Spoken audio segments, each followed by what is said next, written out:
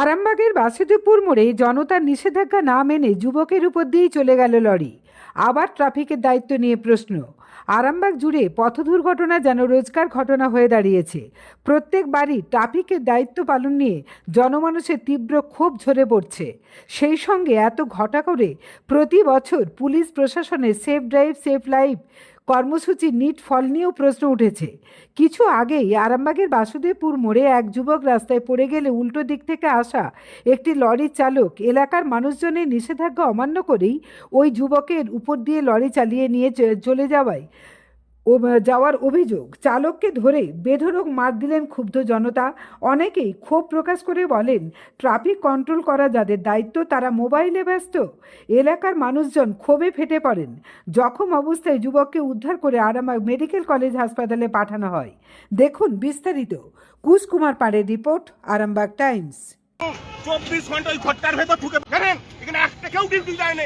সিভিকরা ঠিকমতো ডিউটি করে না। না দেখুন ছেলের গাড়িটা এসছে, স্যার দেখুন না গাড়িটা আমরা এখানে বসাচ্ছি, গাড়িটা আসছে যখন সামনে ছেলেটা পড়ে গেছে সঙ্গে সঙ্গে বলুন দাঁড়াও দাঁড়ালুনি, তার উপর দিয়ে শুধু চালিয়ে দিল জানেন ব্যাপারটা।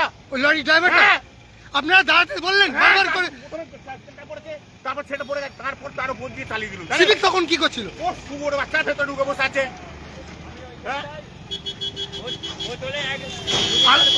হ্যাঁ 2 লিটার বোতলে জল কিনেছি ওই আচ্ছা। দোকান থেকে, হ্যাঁ। পাইনি, বোতলে রেখে দিয়ে ওখানে পরিষ্কার করছি, দেখতে পাচ্ছি পড়ে গেছে, তারপর চলে গেল। আবার ছুটে এসে ওই জলটা দিয়ে কোনো রকমে কিছু হয়নি রে বা হয়নি, পুরো পড়ে গেছে জানেন ছেলেটা। এই গাড়ির চালক কি মদ খেয়েছিল?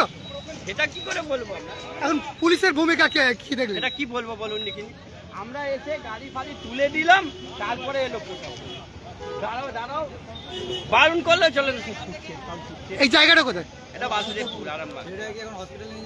সেটাকে হসপিটালে, এদিকে একটা প্রাইভেট কার ছিল, এক সিলিন্ডার ছিল, ওকে শুধু তুলে আমরা পাঠিয়ে দিলাম। ছেলেটার বয়স আনুমানিক কত? 14-15 বছর হবে। বাচ্চা ছেলে, এখানকার স্থানীয় স্থানীয় ছেলে সাইকেল নিয়ে ধন্যবাদ।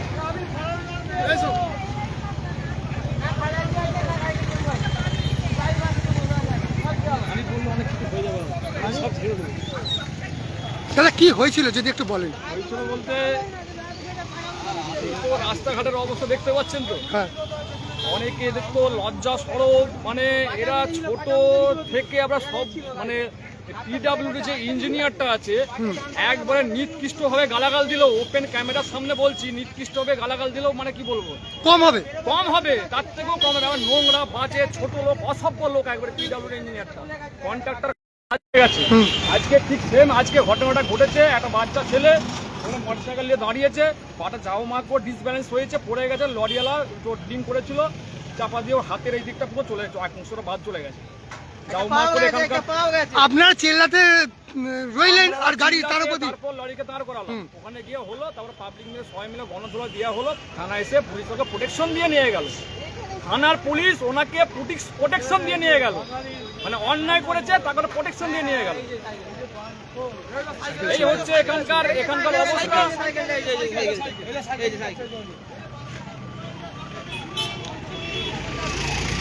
তারপর কি হলো? এই হচ্ছে এখানকার অবস্থা।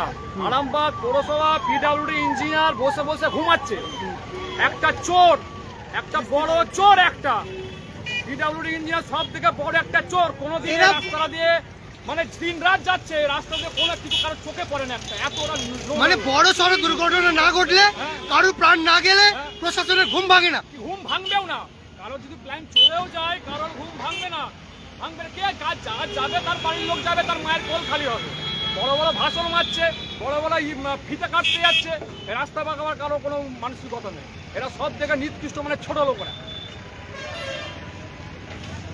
কি নাম আপনার? কি নাম? আমার নাম বাদশা খান। এই জায়গাটা কোথায়? আরামবাগ বাসুদেবপুর মোড় 2 নম্বর ওয়ার্ড। তো শুনতেই পেলেন, বাচ্চাটাকে হসপিটালে নিয়ে গেছে। আমরা পরবর্তী আপডেটের জন্য আবার আসি, আপনারা দেখতে থাকুন খবর আরামবাগ।